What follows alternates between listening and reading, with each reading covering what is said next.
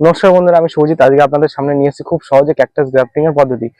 যে এই পদ্ধতিতে ক্যাকটাস গ্রাফটিং করলে 100% সাকসেস হবে। প্রথমে ক্যাকটাস গ্রাফটিং করার জন্য লাগবে একটা রুট স্টক, লাগবে একটা ক্যাকটাস, যে কোনো আমি আমার নর্মাল ক্যাকটাস নিয়েছি। এই যে আমার নর্মাল ক্যাকটাসের আগের গাছ।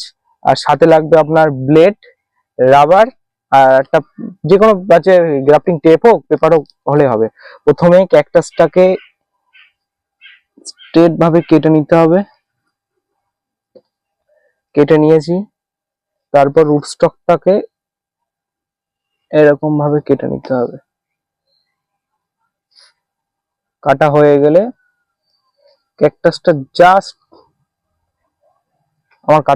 ক্যাকটাসটা জাস্ট আলতো ভাবে বসিয়ে দিলাম। বসানোর পরে টেপ কিংবা পেপার, যে কোনো যার কাছে যেটা আছে, পেপার দিয়ে আর গার্ডার দিয়ে আটকে দেয়। আমাদের গ্রাফটিং কমপ্লিট।